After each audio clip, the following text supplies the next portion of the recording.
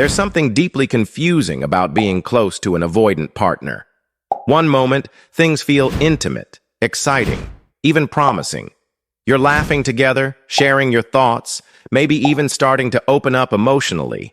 And then, suddenly, it changes. The energy shifts. They pull back. They get cold. You're left wondering, did I say something wrong? Did I push too hard? What just happened? If you've ever experienced this, you're not alone. When you get too close to an avoidant, it often triggers a deeply ingrained response, one that isn't really about you at all, but about the emotional survival strategy they've learned long ago. Avoidant attachment is often misunderstood. It's not about not wanting love. It's about fearing what love might cost. Most avoidant individuals didn't grow up feeling emotionally safe. Maybe their caregivers were emotionally unavailable, overly critical, or inconsistent. Over time, they developed a powerful coping strategy. Don't need anyone too much. Stay in control. Stay independent. Rely on yourself. Because closeness, real closeness, meant the possibility of being disappointed, rejected, or engulfed.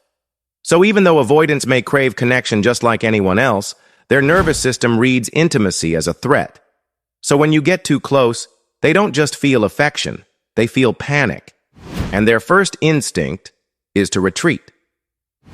At first, many avoidants can seem charming, confident, even emotionally generous. That's because in the early stages of connection, everything is still safe. The vulnerability is low, and they're in control of how much they reveal.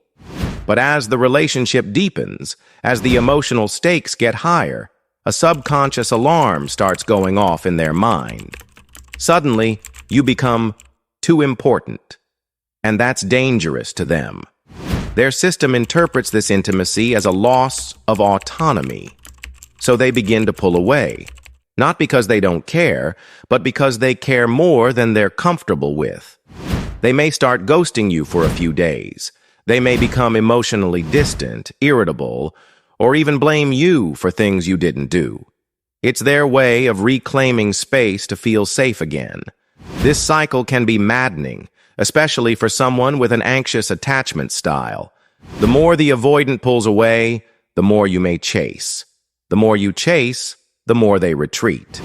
It creates a toxic loop, one that feels personal but is actually deeply unconscious. The avoidant doesn't usually want to hurt you. They may not even fully understand what they're doing. To them, they're just trying to survive emotional overwhelm.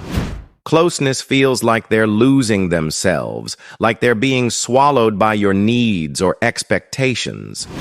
So they do what they've always done. They create distance. What's really heartbreaking is that many avoidants do want love. They want companionship, but they often want it on their terms, at a distance, without too much emotional risk. So they might show up when things are light and easy, but disappear when things get real. They might be warm and affectionate one week, then cold and unreachable the next. This inconsistency isn't necessarily manipulation. It's a symptom of internal conflict. They're torn between the desire for intimacy and the fear of it. And until they face that fear, they will continue to sabotage closeness. When you get too close to an avoidant, they often feel like they're losing their freedom. You might think, but I'm not trying to control them. And you're probably right. But to the avoidant, even emotional dependency can feel like a trap. They grew up learning that needing people leads to disappointment. So even healthy connection feels unsafe. So they cope by withdrawing. They may suddenly need space, avoid deep conversations, or hyper-focus on their work, hobbies, or distractions. Anything to avoid the feeling of being vulnerable or dependent. But here's the twist. Pulling away doesn't actually make them feel better. It temporarily soothes the fear, but it also deepens their loneliness. Many avoidants end up stuck in a paradox. They fear closeness, but they're also aching for it. So they bounce between connection and withdrawal, never fully landing. And if you're the partner of an avoidant, you often feel like you're on an emotional roller coaster, highs of connection followed by crashing lows of distance. It's exhausting, confusing, and often deeply painful. This is why, if you're in love with an avoidant, you must learn to separate your worth from their patterns. Their withdrawal is not a reflection of your value. It's a reflection of their fear. The worst thing you can do is internalize their distance as rejection. The second worst thing is to chase them harder. Avoidants need space to feel safe, but they also need consistency to build trust. Ironically, it's not emotional pressure that helps an avoidant feel secure. It's emotional stability. That means not overreacting when they pull away, but also not abandoning your own needs to keep the peace. If you're the one getting too close, your presence might be activating their unresolved trauma. And that's not your fault. But it is your responsibility to notice the signs and protect your own emotional boundaries. You deserve a connection that doesn't feel like you're tiptoeing around someone's fear of intimacy. You deserve to feel safe, seen, and secure. And if the avoidant in your life isn't willing to recognize and work through their patterns, you'll constantly feel like you're loving someone who's just out of reach. In some cases, avoidance can grow. With self-awareness, therapy, and a willingness to sit with discomfort, they can begin to unpack their fear and allow deeper emotional bonds. But that growth has to come from them, not from your persuasion, not from your patience, and not from your pain. Love cannot fix what someone refuses to face. So if you find yourself constantly feeling punished for getting close, constantly walking on eggshells, or constantly waiting for someone to come back, it might be time to ask yourself, what am I tolerating in the name of love that actually feels like emotional starvation? In the end, when you get too close to an avoidant, what happens is simple but tragic. Their fear of intimacy often overrides their desire for connection.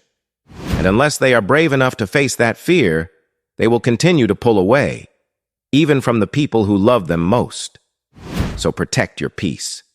Don't beg for closeness. Don't shrink to fit into someone else's comfort zone. Let their distance reveal the truth, that healing has to be mutual, and love is not meant to be a lonely guessing game.